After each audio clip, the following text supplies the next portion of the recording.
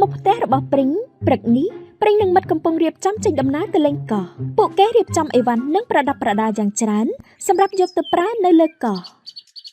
គ្រូតាទីឆ្ងាញ់កាន់តែញ៉ាំកាន់តែជាប់ចានរៀបរយហើយមែនទេបើរៀបរយហើយពួកយើងបញ្ញាប់ចេញដំណើរភ្លាមទៅកុំឲ្យយឺតយូរណាសម្លាញ់ល្អតើពួកយើងចេញដំណើរទៅតរួចរាល់ហើយពួកគេក៏ចេញដំណើរទៅ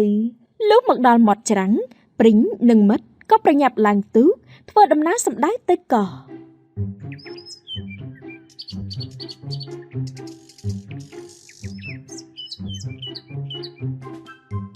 អាយ៉ាបានកយកន្ទេសភាពផ្ទៃទឹកសមុទ្រពិតជាត្រជាក់ចិត្តដល់ហើយនេះបន្តិចទៀតពួកយើងទៅដល់កោះហើយ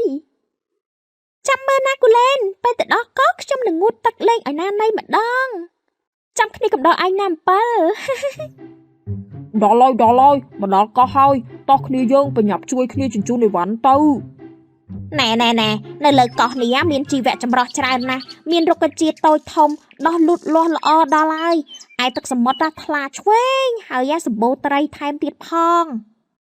ពុតមែនហើយតបែកបើចឹងពួកយើងនាំគ្នាទៅស្ទូចត្រីទៅល្អឆាប់ទៅភ្លាមទៅសម្លាញ់ចាំខ្ញុំផងខ្ញុំទៅស្ទូចត្រីម្នាក់ដែរគូលែនអំពិលមកជួយគ្នាបង្កាត់ភ្លើងបន្តិចមកបន្តិចទៀតត្រូវអាំងសាច់ហូបជុំគ្នាណាបានតាមិនអីទេចាំគ្នាជួយ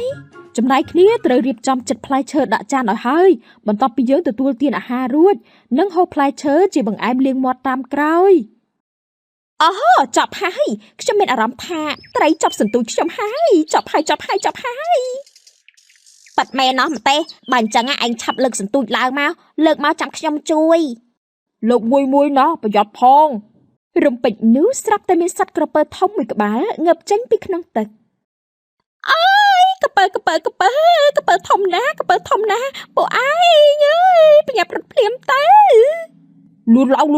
រត់ឡើងគោកឲ្យលឿនឡើងទៅឲ្យឆាប់ឡើងទៅព្រីងម្ទេសនិងត្របែកក៏ប្រញាប់រត់ចេញពីទូកហើយឡើងទៅលើគោកទាំងផិតភ័យព្រីងអើយបើក្រពើវានៅក្នុងទឹកយ៉ាងដូចនេះពួកយើងមិនអាចជិះទូកត្រឡប់ទៅផ្ទះវិញបានទេព្រោះថាបើយើងជិះទូកទៅវាច្បាស់ជាវាយប្រហារធ្វើឲ្យលិចទូកហើយខំត្របាក់ស៊ីពួកយើងមិនខានឡើយត្រូវហើយគូលែននិយាយត្រូវហើយចុះបើអញ្ចឹងតើយើងគិតធ្វើយ៉ាងម៉េចទៅពួកយើងមិនអាចនៅលើកោះនេះរហូតបានទេណាខ្ញុំមានមធ្យោបាយហើយមធ្យោបាយអីទៅព្រីងពួកយើងត្រូវតែបញ្ឆោតក្រពើនោះឡើងមកលើគោកសិនហើយក៏បញ្ឆោតវាឲ្យចូលទៅក្នុងព្រៃទើបយើងអាចជិះទូកត្រឡប់ទៅផ្ទះវិញបានត្រូវហើយមធ្យោបាយរបស់ព្រីងល្អខ្ញុំយល់ស្របប៉ុន្តែនៅក្នុងចំណោមគ្នាយើងគឺត្រូវមាននរណាម្នាក់ជាអ្នកបញ្ឆោតក្រពើឲ្យចូលទៅក្នុងព្រៃហើយចុះអ្នកណាជាអ្នកបញ្ឆោតក្រពើទៅគឺថាណែគឺឯងនឹងឲ្យតបែកឯងថាមិនហ្នឹងអត់ទេខ្ញុំមិនព្រមទេខ្ញុំមិនហ៊ានទេយ៉ាងម៉េចនឹងតបែកគ្រាន់តែរឿងប៉ុណ្ណឹងសោះឯងធ្វើដើម្បីពួកយើងមិនបានទេអីតែខ្ញុំខ្លាចខ្ញុំមិនហ៊ានទេបានហើយស្ងាត់មាត់ទៅខ្ញុំនឹកឃើញហើយរឿងនេះពួកយើងត្រូវសហការគ្នាបញ្ញាប់ទៅរកសាច់សត្វភ្លាមមកដើម្បីយកមកបញ្ឆោតឲ្យក្រពើឡើងគោកល្អតោះគ្នាយើងបញ្ញាប់ទៅរកសាច់សត្វឲ្យឆាប់ឡើងទៅតនិយាយចាប់ពួកគេក៏ប្រញាប់ចូលទៅក្នុងព្រៃលើកោះនោះចាំមិនហើយមកទេឯងរកបានហើយឬនៅទេគូលែនអើយនេះនៅត្រង់នេះគ្នារកឃើញហើយអូសត្វក្តាន់នេះងាប់ហើយប្រហែលជាវាជាប់អន្ទាក់ព្រានព្រៃហើយមកទេបើអញ្ចឹងយើងបញ្ញាប់យកវាទៅតគ្នាយើងជួយកាប់សាច់ក្តាន់ជាដុំតូចទៅបញ្ញាប់បញ្ញាល់បន្តិចទៅពួកគេក៏យកសាច់ក្តាន់ទៅពង្រាយពីមាត់ច្រាំងរហូតដល់ក្នុងព្រៃ